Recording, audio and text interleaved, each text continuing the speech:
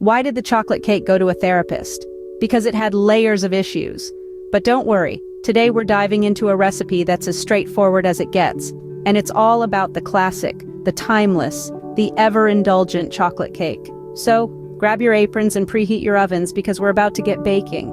Imagine a cake so rich, so moist, and so chocolatey, it could only be the result of pure magic. Well, it's not just magic. It's a dash of science, a pinch of love, and a whole lot of chocolate.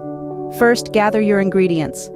We need 2 cups of all-purpose flour, 2 cups of sugar, 3/4 cup of unsweetened cocoa powder, 2 teaspoons of baking powder, 1½ teaspoons of baking soda, 1 teaspoon of salt, and 1 teaspoon of espresso powder. For the wet ingredients, we need a cup of milk, half a cup of vegetable oil, 2 large eggs, and 2 teaspoons of vanilla extract. And the secret ingredient? A cup of boiling water. Don't look so shocked, it's not as steamy as it sounds. Now it's time to marry these ingredients into a harmonious blend of chocolatey goodness. Combine all your dry ingredients in a large bowl, whisking them together until they've become the best of friends. Then, add the milk, vegetable oil, eggs, and vanilla to your dry mixture. Mix them until they're just combined.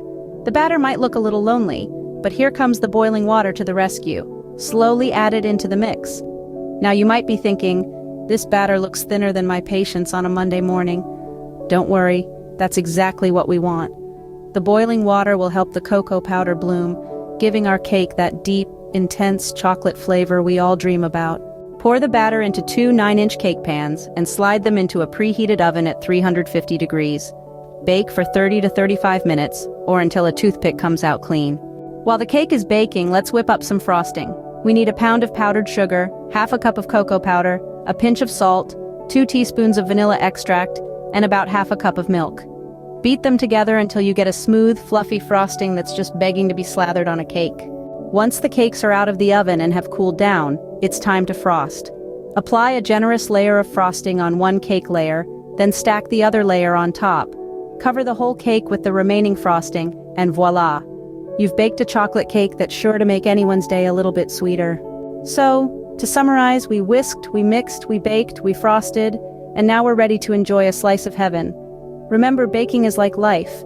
It might get messy, it might get complicated, but in the end, it's always sweet. So don't be afraid to get your hands dirty and have a little fun in the kitchen.